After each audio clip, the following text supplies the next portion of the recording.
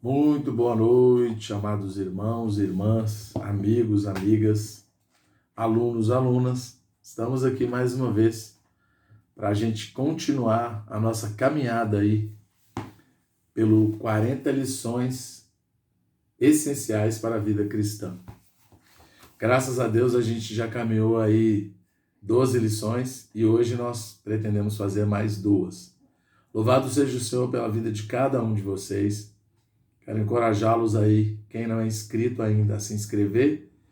Quem já é inscrito, por favor, ajudem a divulgar, não é? A palavra de Deus, ela precisa chegar até as pessoas. A gente precisa usar todos os meios aí possíveis para falar do Senhor às pessoas.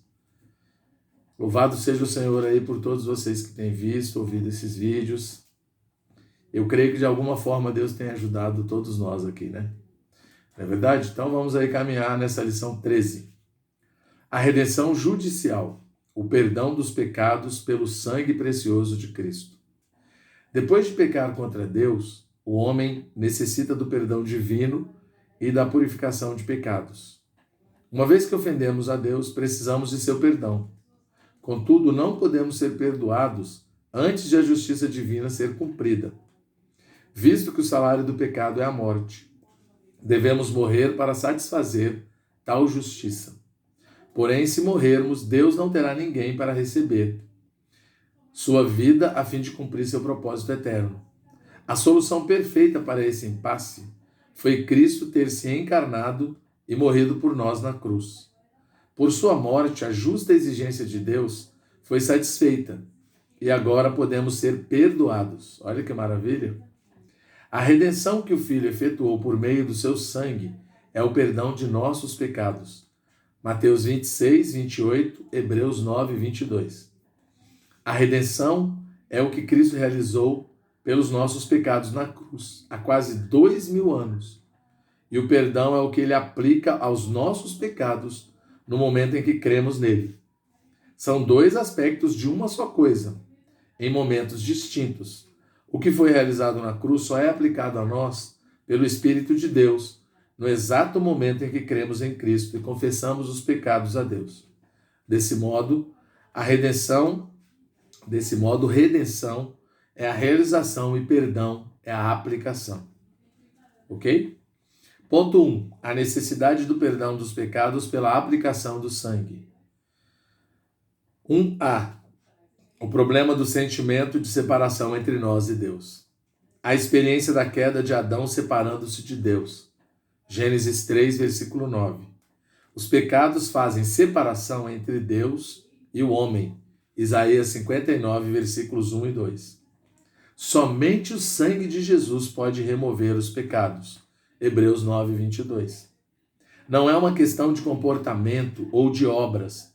Êxodo 12, 13. Cristo é a realidade do Cordeiro Pascal. João 1, 29. O sangue é aplicado mediante a confissão dos pecados. 1 João 1,9. O problema do sentimento de culpa em nossa consciência e a perda da comunhão com Deus. Os pecados e delitos nos matam espiritualmente. Efésios 2,1. A acusação na consciência é como um fardo, uma opressão e angústia. Salmos 38, versículos 1 a 10. A culpa é como uma mancha na consciência, que precisa ser limpa. Caso contrário, vai impedir que a luz de Deus penetre em nosso coração. 1 Timóteo 4, 2.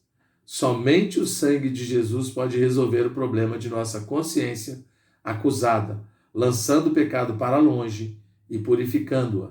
Hebreus 9, 14, Hebreus 10, 22, Salmo 103, 2, Jeremias 31, 34.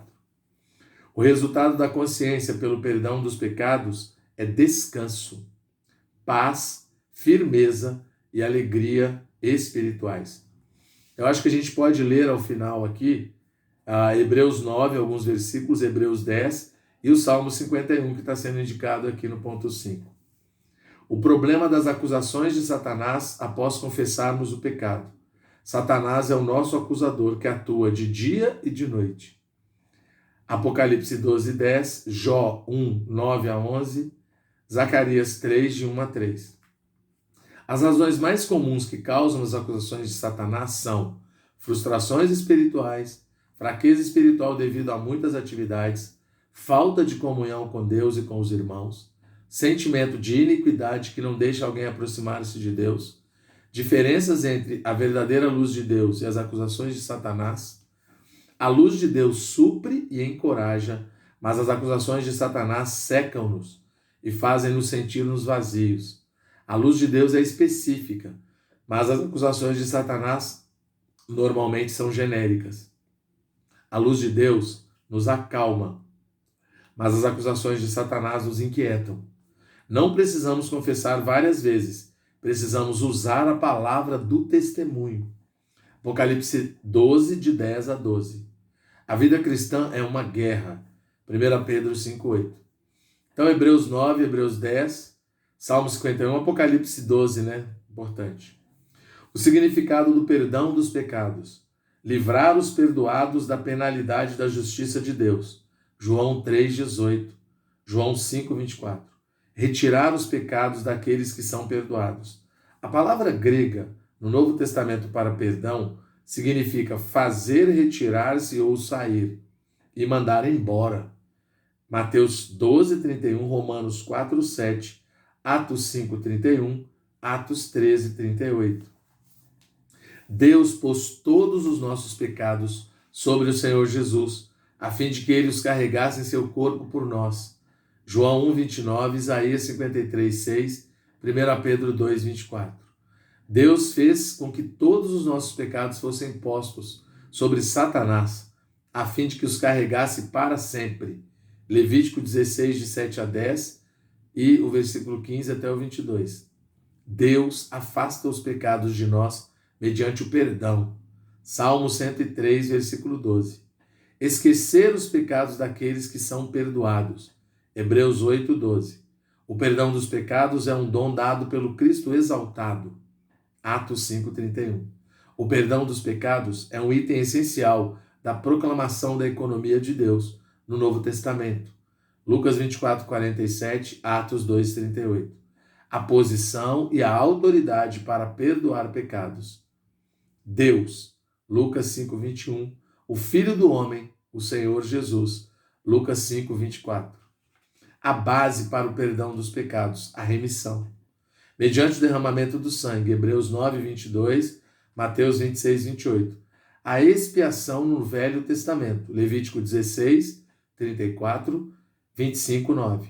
A expiação significa apaziguar Deus em relação a nós, conciliá-lo, satisfazendo as suas justas exigências em suma.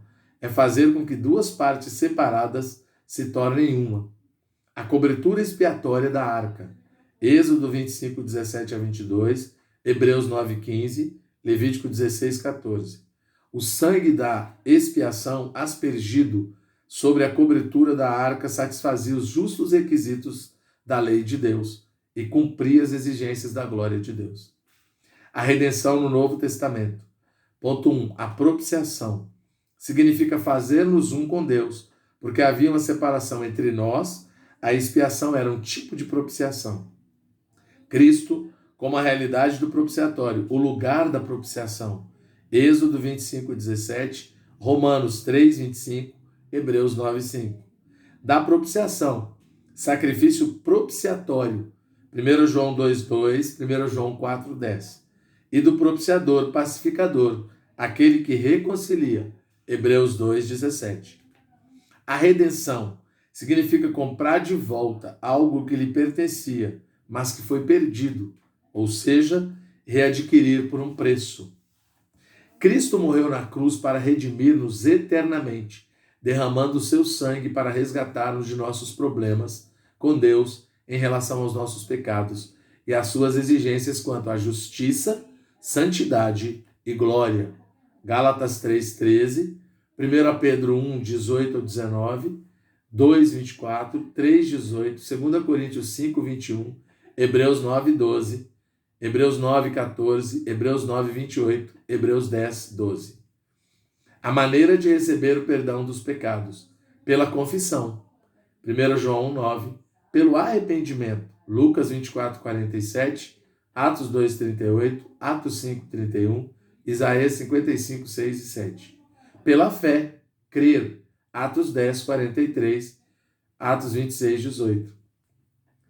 O limite do perdão dos pecados. Todos os nossos pecados são perdoados. Mateus 12, 31. Colossenses 2, 13. E o resultado do perdão dos pecados. Temer a Deus. Salmo 130, versículo 4.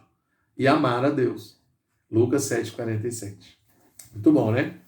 Então vamos ler Hebreus 9, alguns versículos, Hebreus 10, Salmo 51 e depois Apocalipse 12. Eu acho que dá para a gente ter uma noção boa do que foi falado essa noite aqui. Vamos ler Salmo 51 primeiro, né? É a oração de arrependimento de Davi.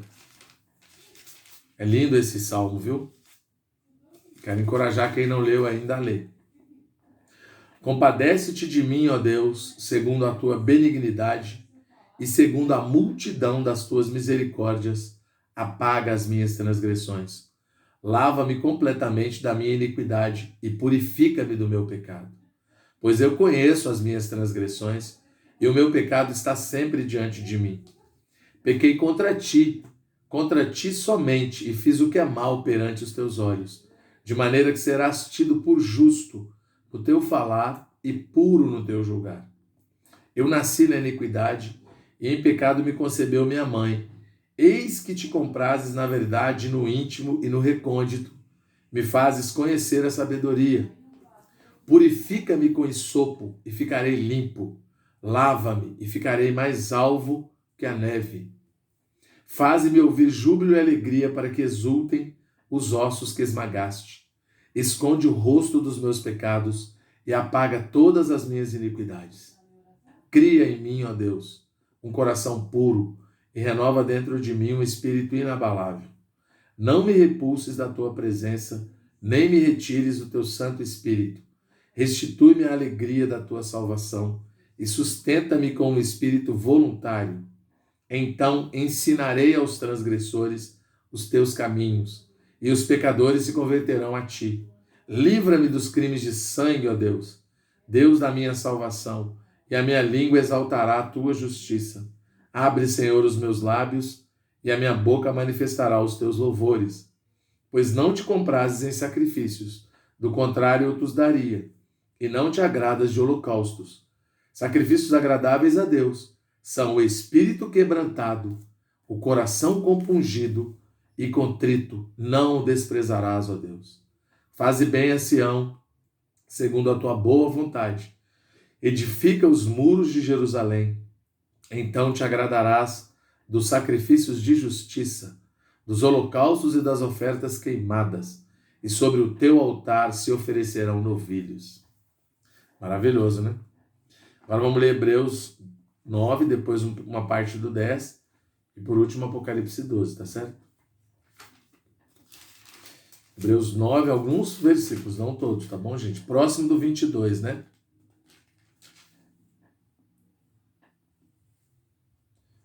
Vamos ler o 22. Com efeito, quase todas as coisas, segundo a lei, se purificam com sangue, e sem derramamento de sangue não há remissão. Vamos ler até o 28. Era necessário, portanto, que as figuras das coisas que se acham nos céus se purificassem com tais sacrifícios, mas as próprias coisas celestiais com sacrifícios a eles superiores. Porque Cristo não entrou em sacrifício feito por mãos, figura do verdadeiro, porém no mesmo céu, para comparecer agora por nós diante de Deus. Nem ainda para se oferecer a si mesmo muitas vezes, como o sumo sacerdote cada ano entra no Santo dos Santos, com sangue alheio. Ora, neste caso seria necessário que ele tivesse sofrido muitas vezes, desde a fundação do mundo. Agora, porém, ao se cumprirem os tempos, se manifestou uma vez por todas, para aniquilar pelo sacrifício de si mesmo o pecado. E assim como aos homens está ordenado morrerem uma só vez, vindo depois disso o juízo, assim também Cristo, tendo se oferecido uma vez para sempre, para tirar os pecados de muitos, aparecerá a segunda vez sem pecado aos que o aguardam para a salvação. Então, se vocês quiserem saber por que o homem não se reencarna mais, é aqui em Hebreus 9, tá vendo? Ao homem foi dado morrer uma vez só. E agora vamos ler alguns versículos do capítulo 10, a partir do 19, tá bom? Tendo, pois, irmãos, intrepidez para entrar no Santo dos Santos, pelo sangue de Jesus, pelo novo e vivo caminho que ele nos consagrou pelo véu, isto é, pela sua carne, e tendo grande sacerdote sobre a casa de Deus. Aproximemo-nos com sincero coração, em plena certeza de fé, tendo o coração purificado de má consciência e lavado o corpo com água pura, guardemos firme a confissão para a esperança, sem vacilar, pois quem fez a promessa é fiel. Consideremo-nos também uns aos outros para nos estimularmos ao amor e às boas obras. Não deixemos de congregar-nos, como é costume de alguns. Antes, façamos admoestações e tanto mais, quanto vedes que o dia se aproxima. Aleluia. E por último, Apocalipse 12, alguns versículos também, tá bom? E aí a gente fecha essa lição. A lição 13, não é isso? Apocalipse 12, vamos ler a partir do versículo 11, tá? Do 7, falei besteira. Houve peleja no céu, Miguel e seus anjos pelejaram contra o dragão, também pelejaram o dragão e seus anjos, todavia não prevaleceram, nem mais se achou no céu o lugar deles. E foi expulso o grande dragão, a antiga serpente que se chama Diabo, Satanás, o sedutor de todo o mundo. Sim, foi atirado para a terra, e com ele os seus anjos. Então ouvi grande voz do céu proclamando: agora veio a salvação, o poder, o reino do nosso Deus e a autoridade do seu Cristo. Pois foi expulso o acusador de nossos irmãos, o mesmo que os acusa de dia e de noite diante do nosso Deus. Eles, pois, o venceram por causa do sangue do Cordeiro e por causa da palavra do testemunho que deram, e mesmo em face da morte, não amaram a própria vida. Por isto festejai, ó céus, e vós os que nele habitais, ai da terra e do mar, pois o diabo desceu até vós, cheio de grande cólera, sabendo que pouco tempo lhe resta. Louvado seja o Senhor por essa lição. Deus abençoe a todos.